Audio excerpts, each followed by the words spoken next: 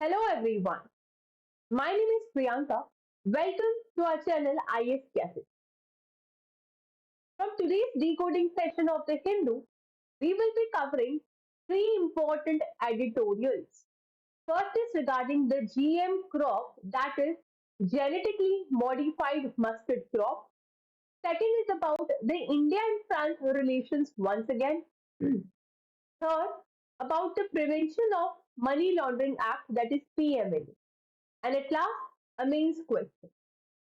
I'm so sorry. Firstly, I would like to apologize that in my previous video, I forgot to add a mains question or a essay writing question, which I promised to give you all. So this we will be doing today. And from the previous videos, Purnima, my student, has submitted the best of the answers which I have checked till now. She scored pretty well, and I am assuming that all of you are also writing the answers on a consistent daily basis. Now, moving to our today's discussion, in today's editorial, the editor is writing about the GM mustard crops that we should, this is the view of editor, that we should not have or we should not approve the GM mustard crops in India because it is not good for the environment and health.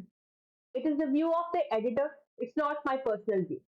But before understanding about that we should have it or not have it, we must know about what is GM mustard crop or what is GM, that is genetically modified crop.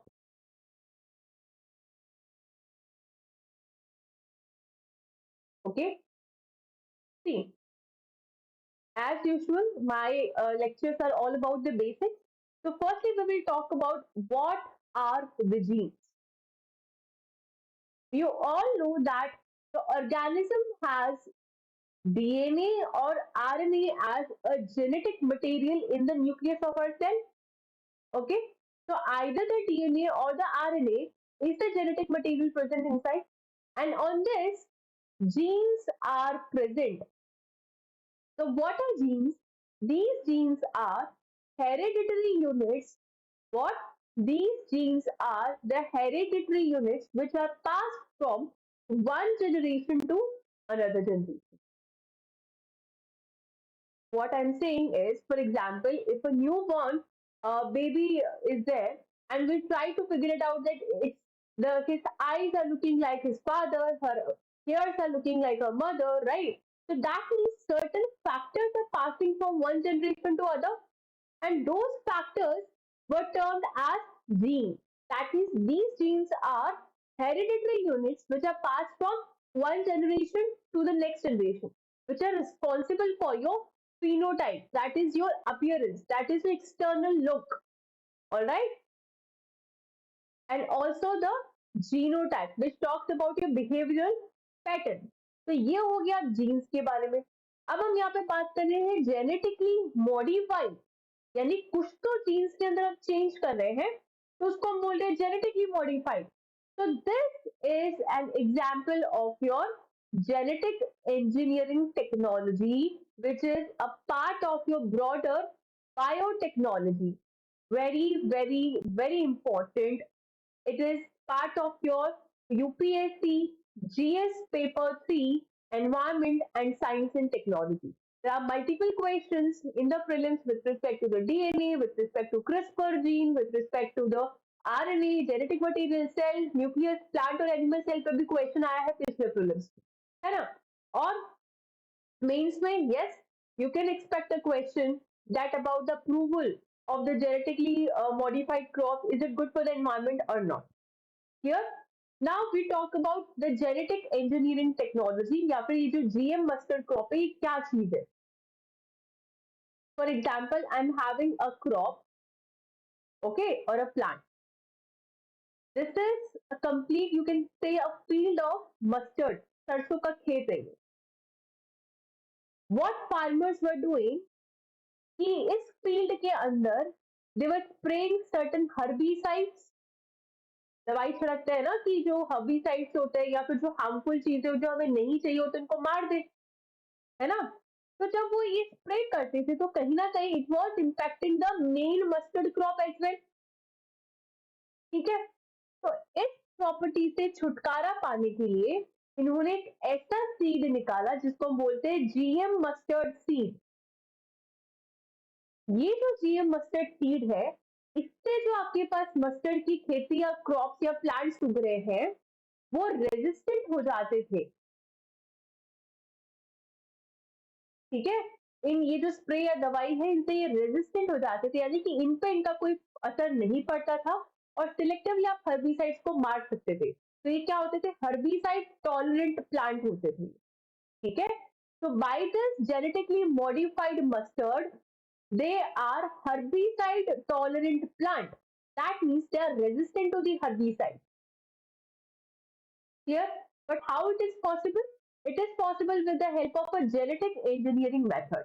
ये कैसे करते हैं भाई, ये मैंने ले लिया क्या, एक होस्ट ले लिया जिसके जीन के अंदर मुझे चेंज करने हैं। ये हमारी कल की वीडियो प्लीज वापस, I request all of you to see my previous video. In that the CRISPR gene technology का जो मेथड है उसमें मैंने डिटेल में समझाया है कि अगर आपका कोई ये डीएनए है या फिर कोई भी जेनेटिक मटेरियल है, इसके अंदर कोई ऐसा जीन है जो मुझे चाहिए, जो कि मेरे लिए डिजायर्ड है, ये कर लिया मैंने डिजायर्ड जीन, इसको सबसे पहले मैंने आइसोलेट कर लिया, यहाँ पे आइसोलेट कर लिया। कैसे कर लिया isolate, with the help of a molecular sister. और वो मॉलिक्यूलर सिस्टर क्या थी, क्रिस्पर। ठीक है, क्रिस्पर जीन जो है मॉलिक्यूलर सिस्टर की तरह काम करती थी, आप प्रीवियस वीडियो में देख सकते हो। फिर उसको आइसोलेट करके with the help of a molecular scissor आपने इसको एक एक्स्ट्रा क्रोमोसोमल जो पार्ट है उसके साथ कनेक्ट कर दिया, यानी कि प्लाज्मिड के साथ, और एक ये नया डीएनए तैयार हो गया। तो जब मैं नया डीएनए तैयार होने के बारे में बात कर रही हूँ तो ये क्या बन गया, रिकॉम्बिनेंट डीएनए। नया डीएनए, रिकॉम्बिनेंट डीएनए। ठीक है, इस रिकॉम्बिनेंट डीएनए को आप इंसर्ट कर दोगे आपकी मस्टर्ड प्लांट में या फिर जहां पे आपको उसकी जरूरत है। तो this is known as, in short, ये बहुत ही सिंपल लेमन लैंग्वेज में मैंने समझाया है, don't go in the technicality. ये है आपके पास रिकॉम्बिनेंट टेक्नोलॉजी, जिसकी मदद से आप जेनेटिक इंजीनियरिंग करते हो, जिसकी मदद से आपने क्या बनाया यहाँ पे, जीएम मस्टर्ड क्रॉप जो है वो बनाया है। क्लियर है? अब हम एडिटोरियल पे आते हैं कि इंडिया में जीएम फूड को लेके इंडियन फार्मर्स की प्रॉफिट हो रही है या नहीं हो रहा है, और जो कंज्यूमर्स है इन सबका आपस में जो डिबेट है वो बहुत ज्यादा से बढ़ रहा है। तो जीएम क्रॉप क्या होता है ये हमने पढ़ लिया कि भाई जीएम क्रॉप कैसे बना। एग्जाम्पल के तौर पे बात करते हैं, GM mustard has been altered to withstand the broad spectrum plant killer और अ हर्बिसाइड ग्लूफोसिनेट। यानी एक हर्बिसाइड है जो कि क्या है, ग्लूफोसिनेट उसका नाम है। तो हमने मस्टर्ड के प्लांट को कुछ इस तरह से अल्टर किया है, जेनेटिकली मॉडिफाई किया है, that this mustard plant is now tolerant to this glufosinate. तो इसका मतलब ये इजियर हो गया कि हाइब्रिड जो मस्टर्ड सीड है वो उससे हायर यील्ड लेके जा सकते हैं, है ना। क्या कह रहे हैं हम, अगर मेरा जो मस्टर्ड प्लांट है जीएम मॉडिफाइड वाला, अगर वो रेजिस्टेंट है ग्लूफोसिनेट के लिए जो कि हर्बिसाइड है, यानी कि हर्बिसाइड टॉलरेंट है, तो मतलब मेरे पास अब हायर यील्ड आएगी, क्योंकि ये जो मस्टर्ड है वो खराब नहीं होगी हर्बिसाइड से। तो मैं बोल सकती हूँ कि मेरे पास एक हायर यील्ड आएगी, है ना। तो जो फार्मर्स ग्रो कर रहे हैं can spray the herbicide to kill all the plants except the mustard. देखिए डिबेट क्या है, डिबेट ये है कि जो एनवायरमेंटलिस्ट है, साइंटिस्ट है, पॉलिटिशियंस है, कंज्यूमर्स, इन सब के अलग अलग पॉइंट है।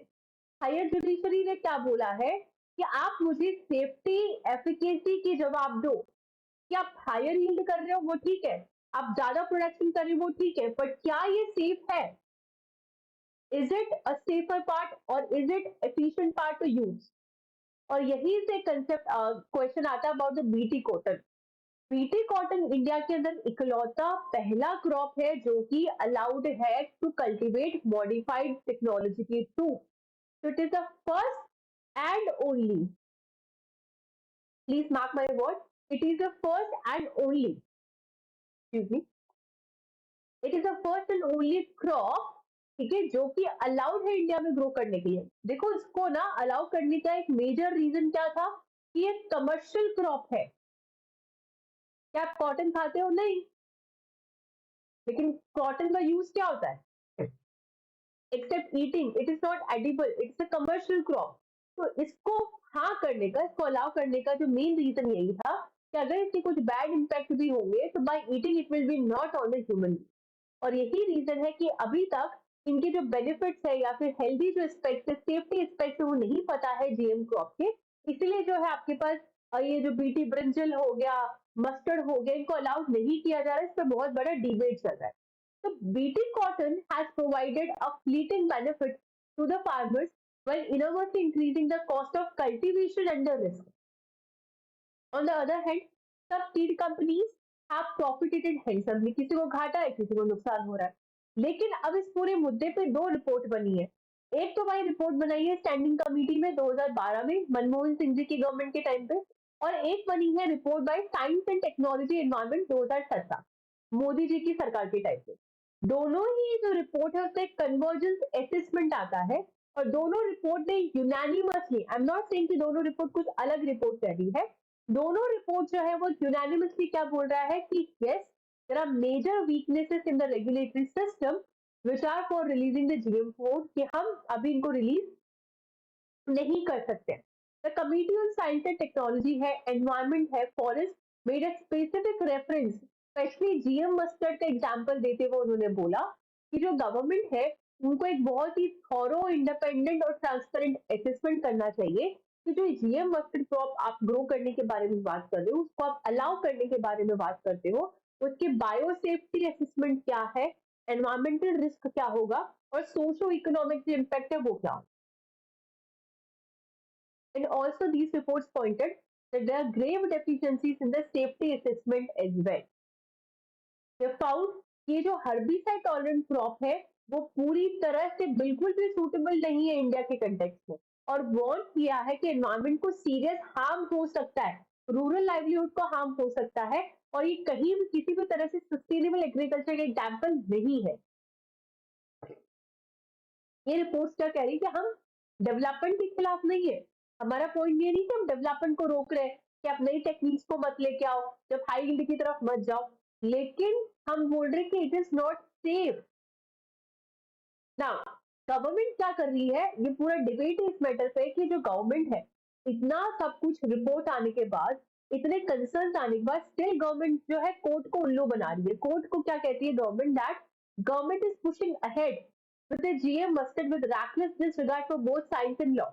साइंस के हिसाब से, लॉ के हिसाब से, एक साइंस की रिपोर्ट थी, एक लॉ की लेजिस्लेटर्स की रिपोर्ट थी, दोनों को साइड रखी गवर्नमेंट अभी भी इसको क्या करने जा रही है, सपोर्ट करे जा रही है। कैसे?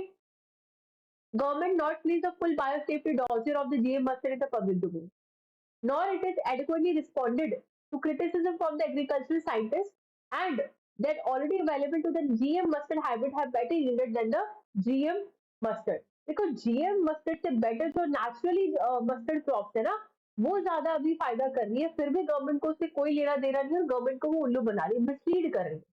गवर्नमेंट ने क्या आर्ग्यू किया कि जो जीएम मस्टर्ड है वो जीएम क्रॉप है ही नहीं, वो हर्बिसाइड टॉलरेंट है। मतलब हम उसकी जीन्स में कुछ चेंज नहीं कर रहे, हम तो उसे हर्बिसाइड टॉलरेंट बना रहे हैं। ये जो आर्ग्यूमेंट है वो कोर्ट के सामने दे रहे हैं। In fact a crop that is resistant herbicide, वो हर्बिसाइड क्रॉप होती है। As far as the science and biotechnology ecology, there is no doubt that GM mustard is a herbicide tolerant crop.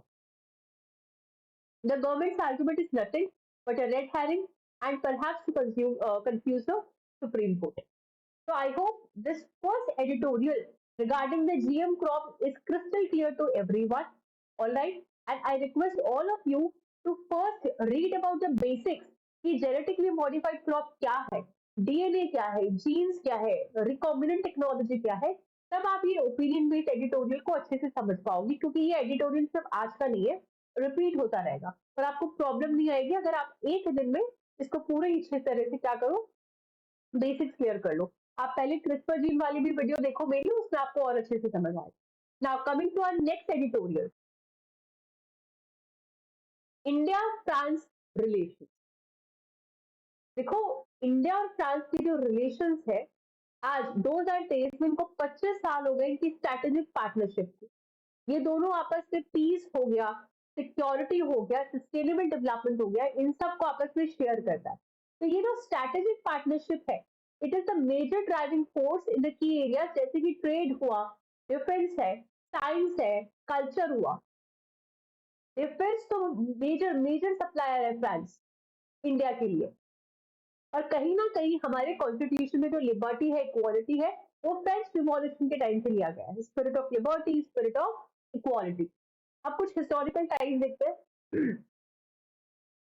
Historically मैं ज्यादा detail में नहीं जाऊंगी, but अगर आप सभी लोगों ने मॉडर्न हिस्ट्री पढ़ी है, स्पेक्ट्रम की जो बुक होती है, तो उसमें इनिशियली आपने देखा होगा कि ब्रिटिश ईस्ट इंडिया कंपनी, जो फ्रेंच ईस्ट इंडिया कंपनी, वो सब आई थी। तो ये सब फैक्ट आप वहां से देख सकते हो कि 1664 में French East India Company was there. 1667 first speed post Surat में आया, फिर मसूलीपट्टनम में आया, और इसी तरह से काफी उन्होंने एक्सपेंशन किया, लेकिन इंडिपेंडेंस के बाद में फ्रेंच ने डिसाइड किया कि ये सारी टेरिटरीज जो इंडिया को लौटा दी जाए। करेक्ट है। लेकिन अब इसको देखो कि 1975 से, अब हम उनकी जो इंडिपेंडेंस है ना, उसके बाद की बात कर रहे हैं कि किस तरह से दोनों कंट्री आपस में जो रिलेशन है वो स्ट्रॉन्ग बनाते गए। 1975 में पेरिस कॉन्फ्रेंस था और international economic cooperation. It looked at impact of global energy crisis on the developing countries that rose from the US-Arab tensions over the war. India was one of the few invitees to the preparatory committee of the conference.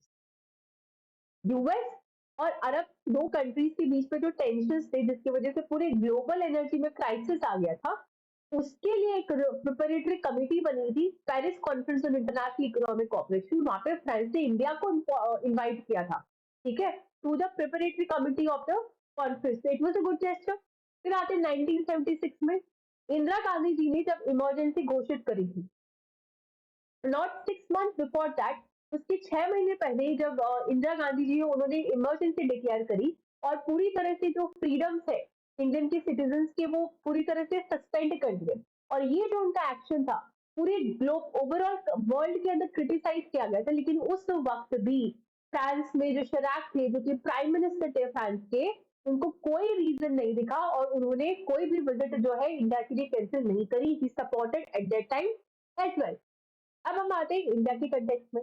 1998 में France और India, जब उनके पहले उनका strategic जो relationship है वो sign हो चुका था, ठीक है।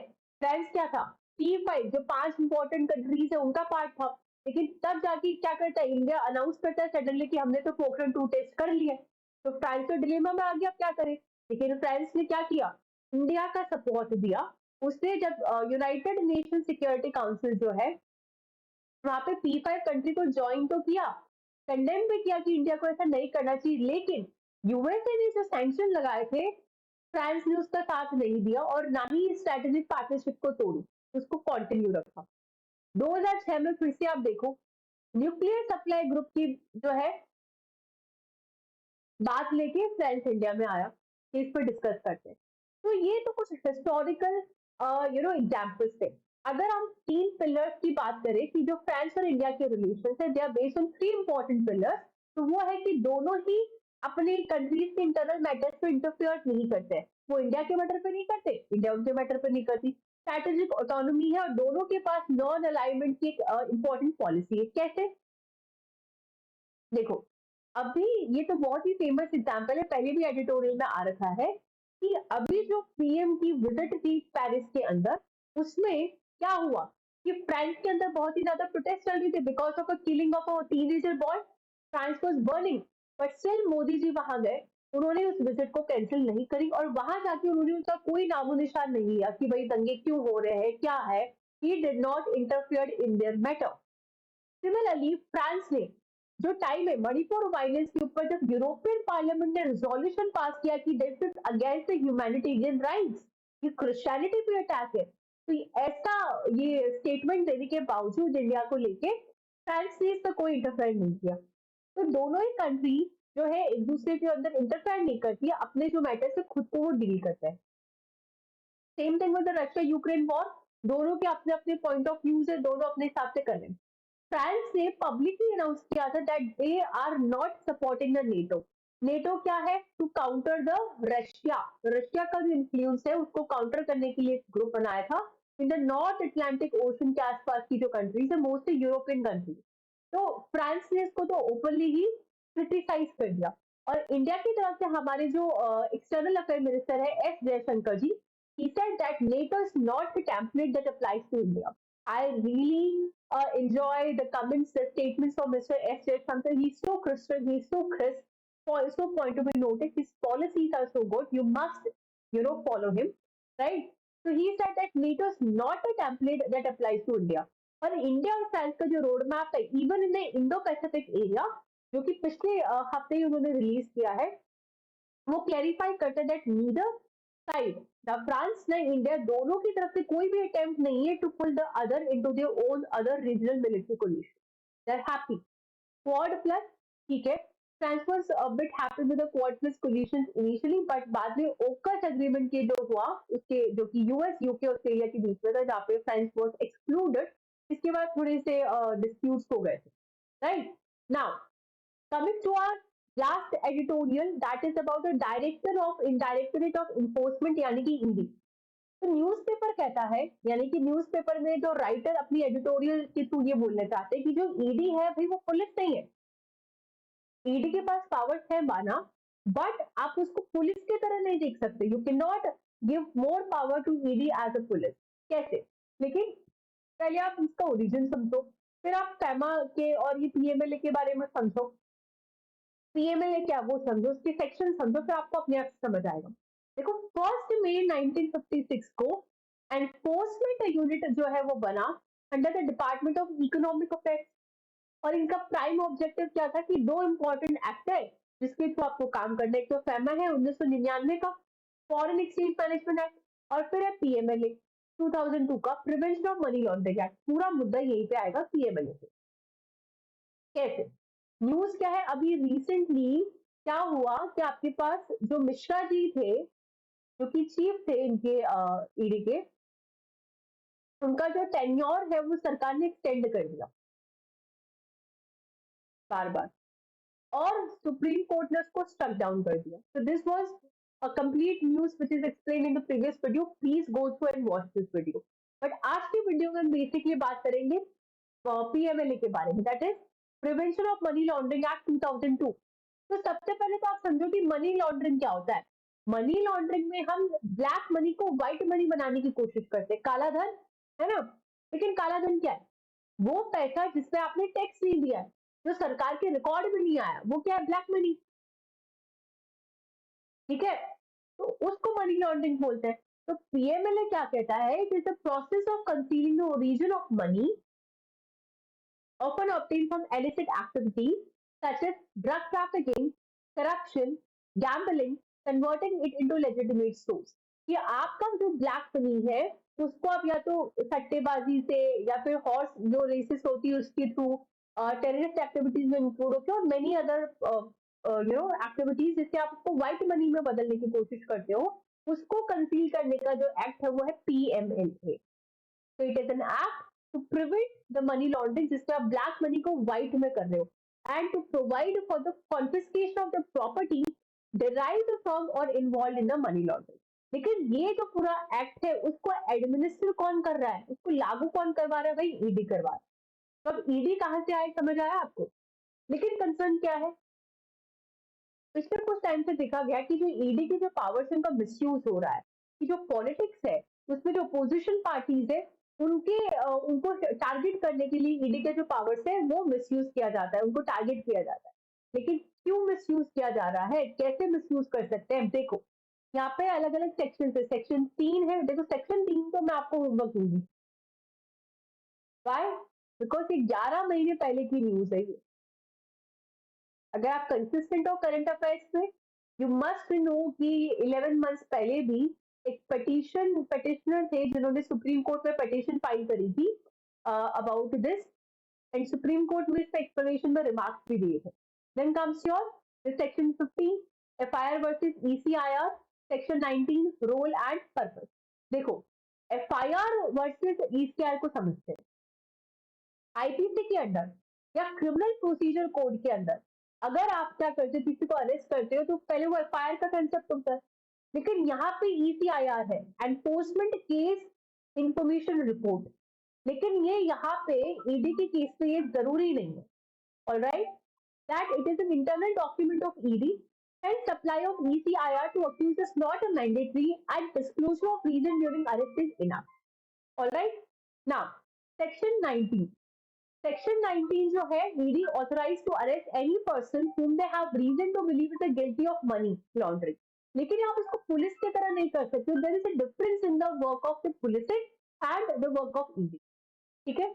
Now I request you all section 50 और section 3. आप जो 11 महीने पहले का जो एडिटोरियल है आप उसको रीड करके आओ, और जब आप उसको पढ़ लोगे तब बेटर होगा मेरे लिए आपको एक्सप्लेन करना. ठीक है. Now role and purpose, very easy about the roles. Now coming to the favorite part of the video, that is the main question. Genetically modified crops, I hope अब आपको पता है कि जो जेनेटिकली मॉडिफाइड क्रॉप होती है वो क्या होती है. They play a significant role in enhancing the productivity, fight against the hunger and malnutrition. Critically analyse.